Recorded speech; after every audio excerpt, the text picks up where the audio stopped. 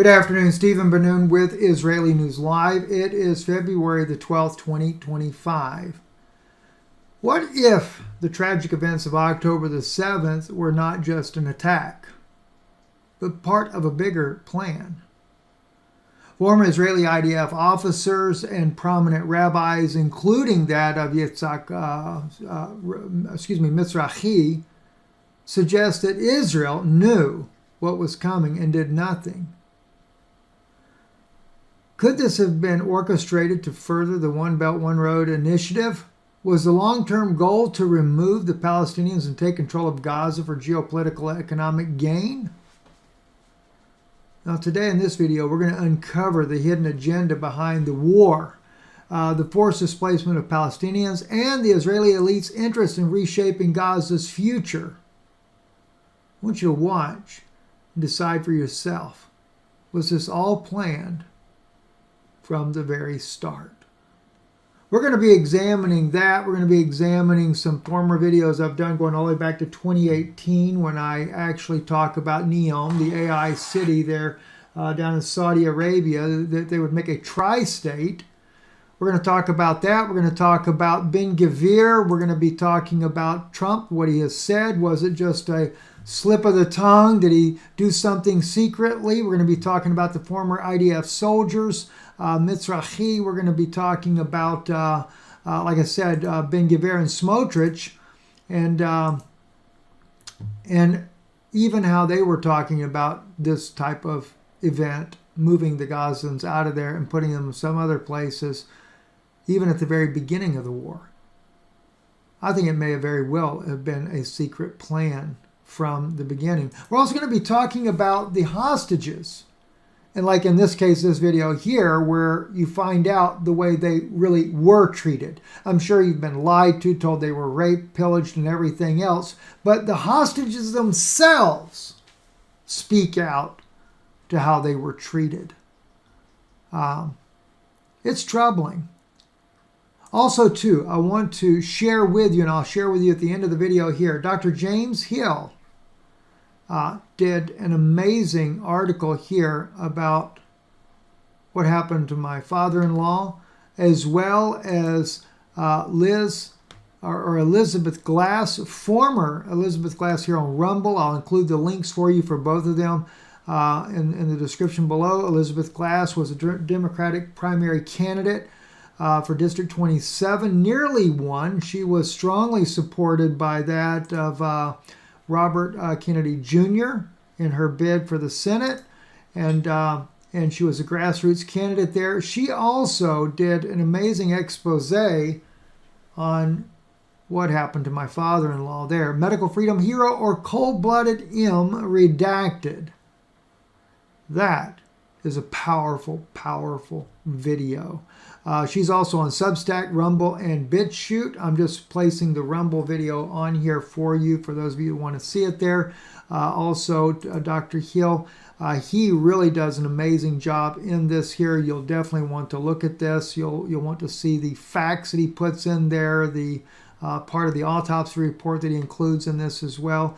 Very, very fascinating information. I've had the privilege of meeting both of them, at least not face to face. I've interviewed both these people before, and I think you'll find their information very powerful and compelling. Let's get started, though. Very in-depth look at here. Breitbart also revealed Netanyahu's utopian plan for Gaza 2035. Now, oddly enough, in this particular version of it now, Breitbart News, an Israeli news source here, is trying to do damage control after Trump revealed the plan about Gaza. They're trying to do damage control and make it look like, well, the Palestinians are going to be a part of this plan. The 2035 plan seeks to capitalize on Gaza's historic role as a crossroads on the east-west route between Cairo and Baghdad on the one hand, and on the north-south route between Europe and Yemen on the other hand. It envisions three-stage process: rebuilding first 12 months humanitarian aid, second 5 to 10 year process over reconstruction supervised by Arab states, and third, Palestinian self-rule and participation in the Abraham Accords. That is damage control. Yeah. It's not. This is what they want you to believe. Okay? That's what they want you to think is the real agenda. I'll highlight that. Let's blow that up a little bit to make sure you guys can see that for yourself. That is all a farce, flat out lie. It's not a lie about the plan to do this, but it's a lie when it comes to saying that the Palestinians are going to keep that, right? The Palestinians are so displaced right now. I just saw a picture today. Millions lining the beaches there. And in the article, it says 80% of all the homes in Gaza have been destroyed. 80%. 50% of all fatalities are children. And you know what's funny? Most of the, or it's not even funny, I shouldn't say that, but most of those hostages that have died so far have been by Israeli bullets. Israeli minister demands the resettlement of Gaza. This was October 21st, 2024. And it says here, the far-right minister Benjamin Netanyahu's government has demanded the resettlement of Gaza in a conference stage with a party-like atmosphere of the territory's border.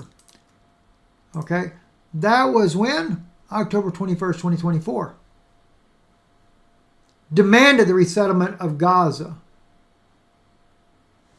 No, this is nothing new. That's Netanyahu talking about it. All right.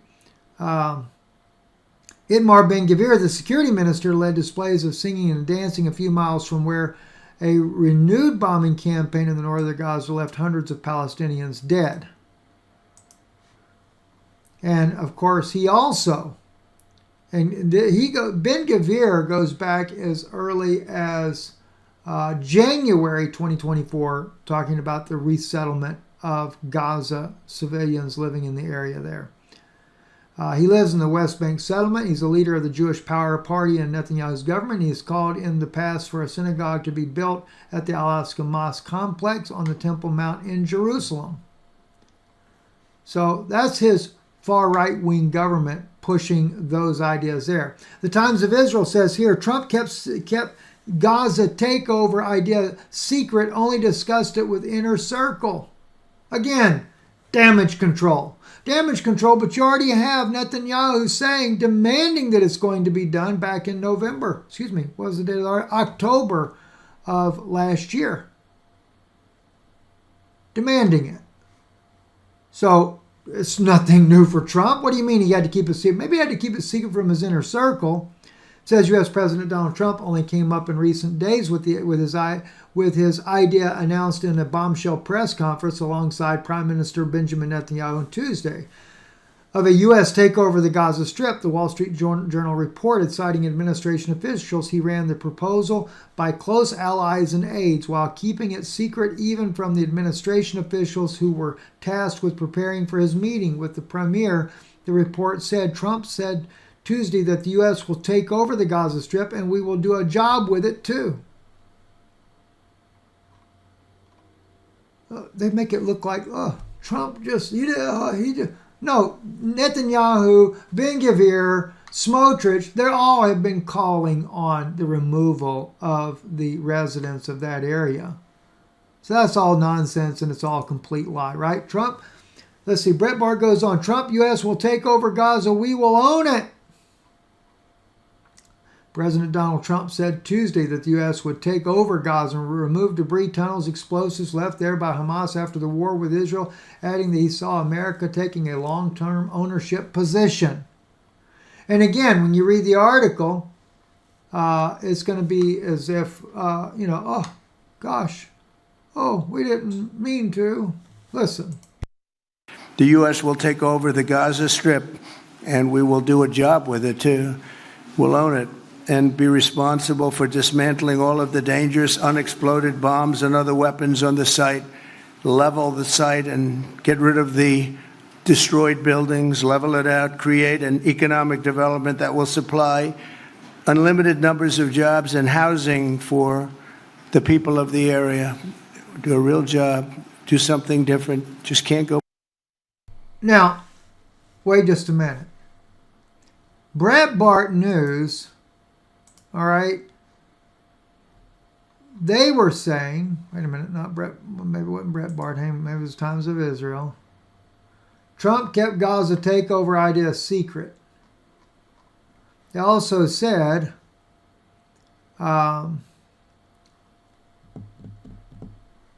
while keeping it secret even from the administration officials who were tasked with preparing for his meeting with the premier, the report said. In other words, his writers didn't know anything about it. Had you paid attention that he's reading from the script? Will supply unlimited numbers of jobs and housing for. Let's make it big so you can see it. Responsible for dismantling all of the dangerous unexploded bombs and other weapons on the site, level the site and get rid of the destroyed buildings, level it out, create an economic development that will supply. All right, let's back it up. Let's watch what he's doing. I want you to see him reading the script. The U.S. will take over the Gaza Strip, and we will do a job with it, too. We'll own it and be responsible for dismantling all of the dangerous unexploded bombs. He's reading right from the script when he says we will own it.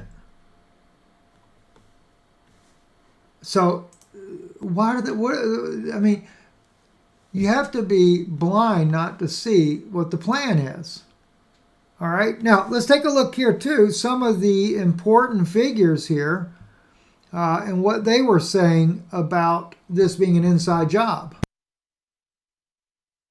Built by Israeli constructors underneath Shifa were used as a command post of the Hamas and a kind of a junction of several tunnels. Part of the system. I don't know to say to what extent it is a major. It's probably not the. Going back here to the former Prime Minister of Israel, Ehud Barak, he was actually saying that Israel's the one that actually built that underground bunker, not Hamas. Let's go a little further though, and let me see here.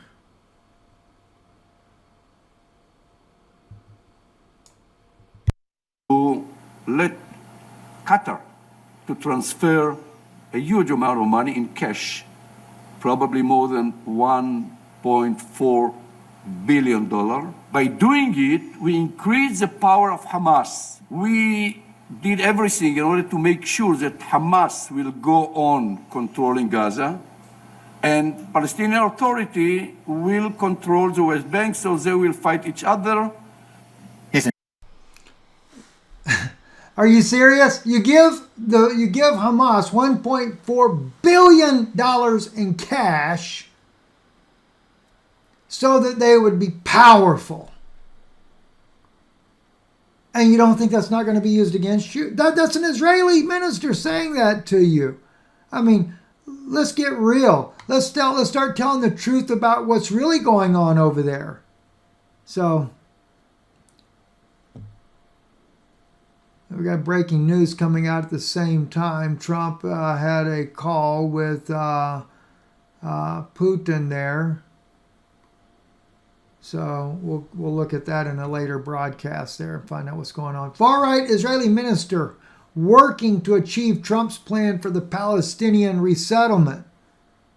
Okay? Working for the Palestinian resettlement.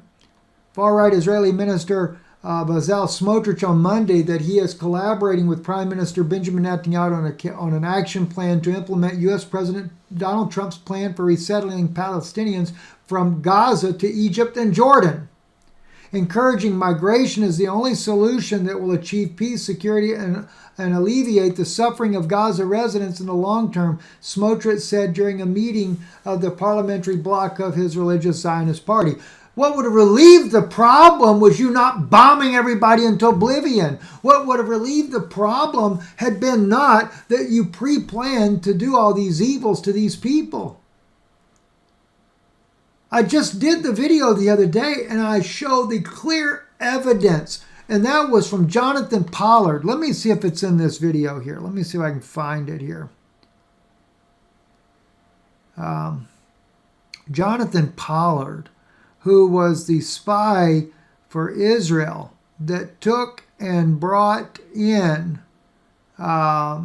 secrets from America, gave them to Israel, ended up getting locked up. I think Trump pardoned him, if I'm not mistaken. And Jonathan Pollard, let me see if it's in here. I don't know if I've got it in here or not. Jonathan Pollard actually, well, here's Rabbi Mitzrachi right here. He's saying it's an inside job, right? But I'm trying to find Jonathan Pollard because Jonathan, and it may not have been this video, I guess it was a different video I did it with there. But Jonathan Pollard stated he knew the guys that flew the helicopters. They were locked, loaded, and ready to go the moment the fence was breached. And Israel made them stand down for 6 hours. I mean, listen, how ignorant do we have to be? How ignorant do we really have to be? I don't know if it's in the Naboth film I did or not. Let me just see. I really want you to see that because that's so important. Here, let's play this one though here for you here, Rabbi Mitzrachi. He says there was an inside job that happened. Of course, he blames it on the leftists of Israel, that they're the ones that really did it. It was Netanyahu's government that did it. But listen to what he says anyway. Who cooperate with them, for sure it's an inside job, for sure. Don't be foolish that all of a sudden they broke in 15 different places in the fence and nobody showed up for 8 hours. No intelligence, no radars, no police showed up, no army showed up, nobody came, no air force. It takes 3 minutes for an helicopter to come from a base into the border. 3 minutes. I was in the Air Force. F-16 in 1 minute is up. From the minute there is a siren, in 1 minute the F-16 is already up, ready to shoot anyone. Pollard, remember the... Okay, that was Rabbi Mitzrachi. He's in New York now. He is an Israeli-born, former IAF, Israeli Air Force soldier there, telling you how quick they could do it. This is Jonathan Pollard, right? The former spy. And if anybody would speak for Israel, this guy's going to speak for Israel. He gave his life for Israel. Listen to this. The famous spy that stole American technology and gave it to Israel. Here's what Jonathan Pollard had to say. Reasons why this happened on Simchat Torah. Why it was that it took 6 hours for any reaction to occur when the Army and Air Force bases were within earshot of what was going on. I have friends who were helicopter pilots, attack pilots, who were sitting in their cockpits ready to take off, fully loaded, ready to stop them at the fence. And they didn't get their orders for 6 hours. They were ready. Elizabeth Glass, when she did her video here on Rumble here, she said in there about, she said, Steve and I come from, a similar past, assimilated Jews, and, she was bat mitzvah, I was bar mitzvah. And, although my family was not practicing in Judaism, they were more of secular type that didn't go to synagogue, things like that. And then I got a text from a very precious lady the other day, and she asked me, she says, Brother Steve, how could you go against Israel so hard right now? What, you're going against them and what they're doing and things like that. But for me, what is it? It's like the child that takes a butter knife and he goes to stick it into the light socket to electrocute himself. You know that something is put it in his little mind to do that. It's not that the child is evil, but an evil spirit is trying to cause the child to take its own life. Or he goes out and plays in the street, and you live next to a busy highway, you can't just go out there. If you go out there and grab him up like, oh, no, don't go out there, Billy, don't play in the street, honey, or don't stick the knife in the socket and everything, because the next thing you know, the spirit comes back and causes the child to go do it again until eventually the spirit wants to kill the child. So the Bible says the rod of correction drives the devil far from the child. It doesn't mean that the child is evil, but the child doesn't know to resist yet. If you smack his little hand so he doesn't stick it in the light socket, or if he goes to play in the street the second or third time, you're sitting there, you have to do something a little more drastic so the child does not get killed. It's the same thing with Israel. Now, I'm not for the side that is the synagogue of Satan, the synagogue of Satan group that's out there that are the elites right now that are doing all these evils. These are not true Jewish people. Remember what happened before October the 7th? 50% of Israelis were protesting against Netanyahu, trying to overthrow him because him and Smotrich and Ben-Gvir were all trying to bring about this new dictatorship in Israel, totally revamping everything to where he would become king of Israel. And put all these laws, these religious laws upon the people of Israel. It's one thing that the Noahide laws are going to hit the Gentiles, and you don't think you only got 7 when you've got over 100. Look at the rabbis that speak about it. You'll find that out. Well, Israel got 613 that they've got to keep, and they're wanting to make them keep it because they believe that the only way the Messiah will come is if Israel is under the authority of the Jewish rabbis and that they're being made to obey. It's just like right now over inside of Ukraine, right? Ukraine back, 4 or 5 years ago, Zelensky appoints a rabbi over the Ecumenical Council of Churches in Ukraine. Are you serious? How stupid is that? It's going to a new world order. It's going to a global change, and you have no idea what's coming. God bless Elizabeth Glass and Dr. Hill for standing up, because she's going to point out something to you, a very secret, sinister plot that she caught herself. So, and God bless these Israelis, just like myself. Do you think I want to take and say these things against the people that I have a blood relation to? No. But if somebody doesn't cry out, what's going to happen? They hated Elijah. When I did the video about Naboth, Jezebel hated Elijah. And Jezebel is the same as the ministers, or at least her prophets, her false prophets that she had that were Asherah prophets. Think about that. Asherah prophets, right? What were they? Prophets of sexual perversion. And many of them caught in that very act. And they're the ones sitting there running the nation, telling people what to do, telling the president. They got Paula White in there. My gosh, at the things that poor girl's been caught in already, right? And she's telling you, when I walk on the ground in White House, God's walking on the ground. Am I going to tell the president? No, God told him. All these false prophets that cheer on the murder of children and women in Gaza and support him all the way. No wonder. Naboth was nothing compared to what Netanyahu and his cabinet are doing with Trump and the Jezebel prophets of the United States backing that plan. You think about it long and hard. You think if God judged Jezebel and Ahab the way he did, do you think he's going to let these ministers and stuff get away with it in this day and age? He said, there's a scripture that says, he said, because I said nothing, I held my peace for the moment, you thought I was one with you. That is so true for today. My gosh, it's so true. All right, so anyway, what are they trying to do? They're trying to salvage the hostage deal and release delayed, because, Trump now is saying if they're not released by Saturday, we're going to start this war all over again. They already planned it anyway, right? You don't believe it? Look at what it says here. I'll lower the music because it's all audio, or all done by words. Listen to this. Secret message to Israel. Break Gaza truce deal revealed.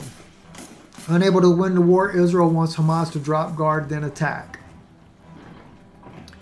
So true what I'm seeing here. Netanyahu's secret request, Trump reply, revealed report.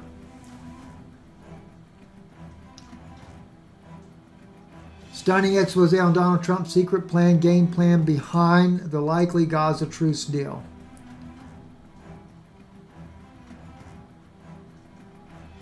Israel's Ynet News reported that Trump made a shocking promise to Netanyahu.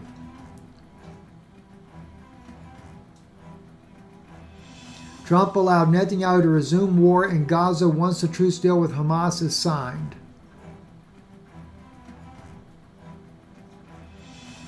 Trump also promised Bibi to remove sanctions on Israeli spyware company NSO Group. Ynet News made a shocking claim on January 14, citing a source familiar with the matter.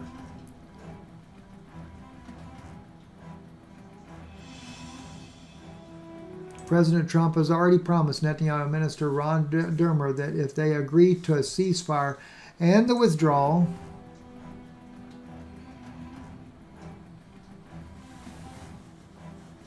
of IDF forces from Gaza Strip, he will support Israel's retroactivity if he decides to return to fighting and violate the ceasefire. This may solve one issue for Netanyahu, but if it is not certain that it is enough to calm the coalition members from the right-wing nationalism settler wing, who may see this as an unacceptable concession.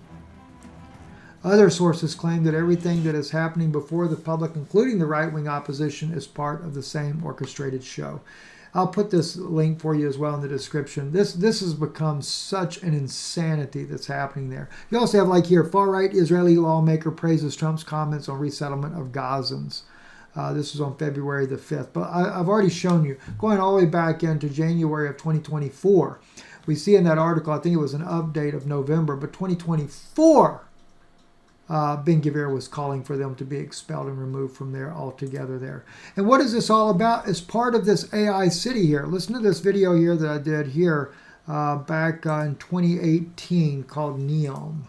I got into this issue, like I said, a little bit premature, but I wanted to get into this because when I looked at this city-state that they are creating here, right here, as you can see on the map and behind me here, they show you the outlines of this city right here. The new city called Neom will be developed within this location. The Saudi government has already put $500 billion. They are working with Israel on this project.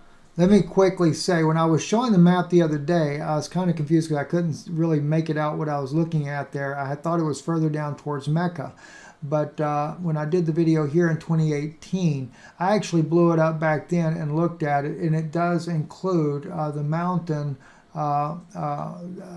Jabal al-Az, which is where Ron Wyatt discovered that the city of, that's exactly where Moses met Yahweh at on that mountain there. Now what's interesting, if you look at that, if you look at Cairo, you go here, you go back up here to Gaza and back again, it's like a triangle.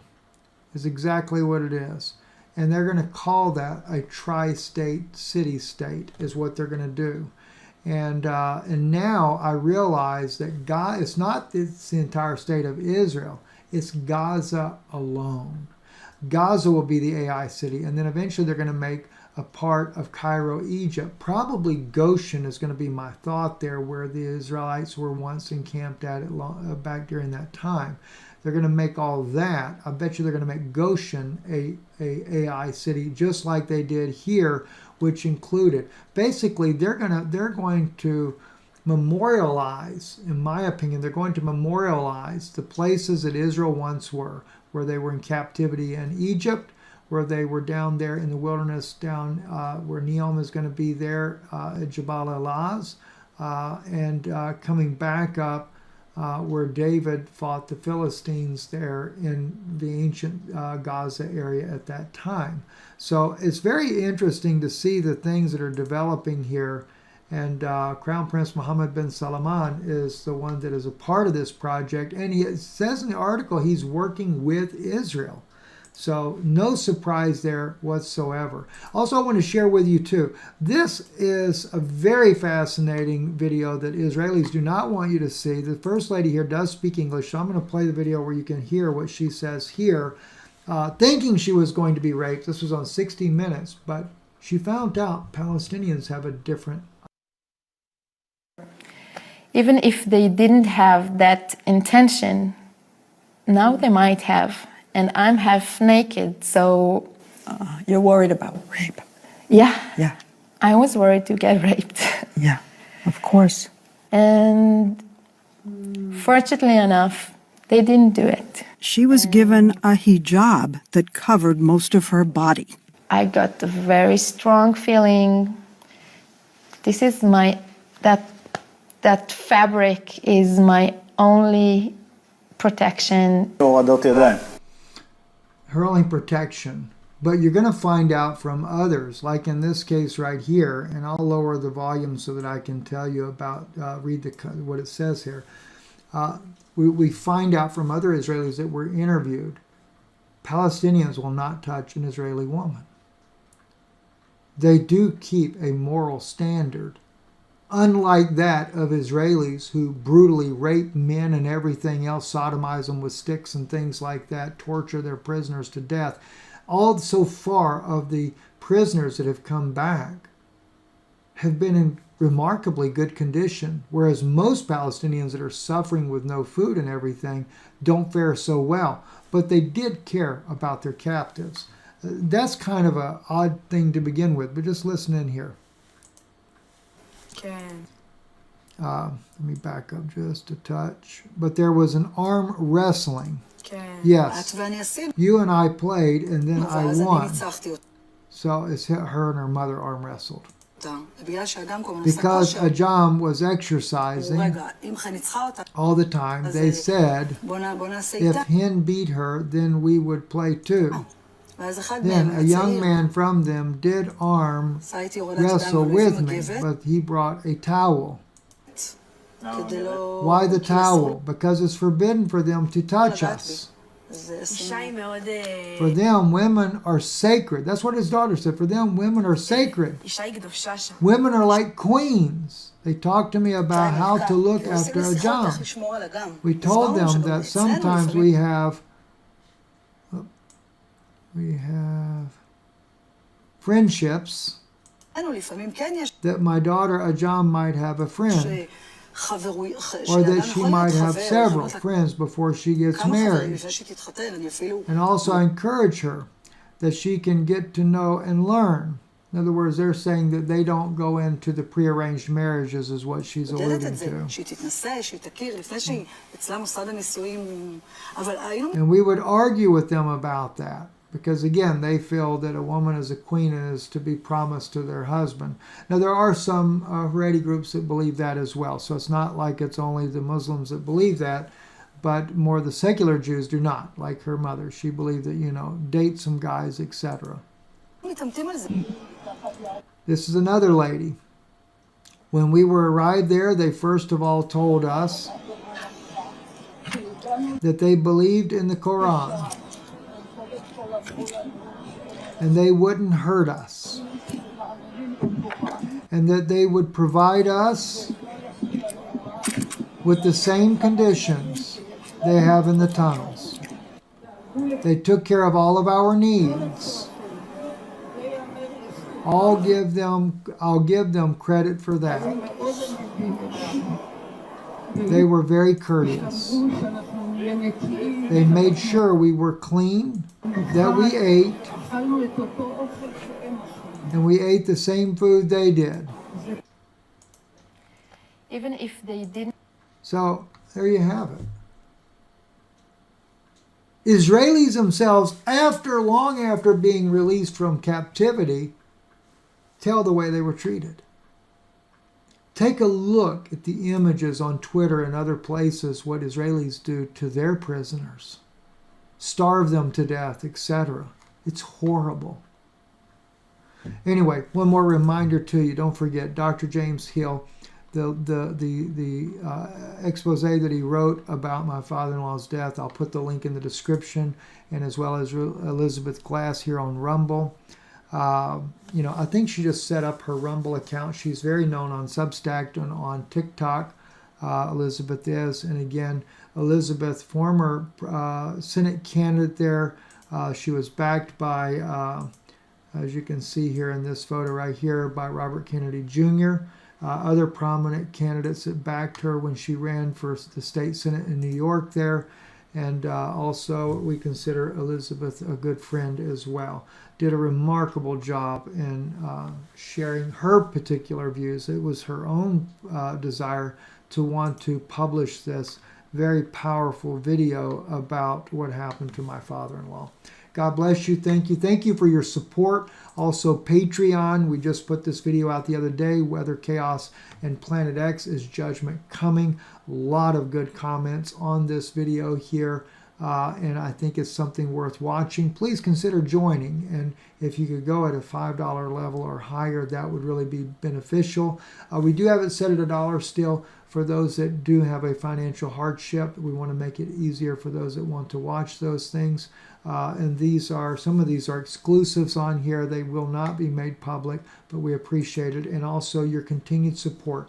If you can donate online right now, that would be better. You could still send to the P.O. Box here in Sunbright, Tennessee, but we are working on another P.O. Box just to be on the safe side because too many oddities have seemed to be happening. So, but we thank you. God bless you and have a blessed day.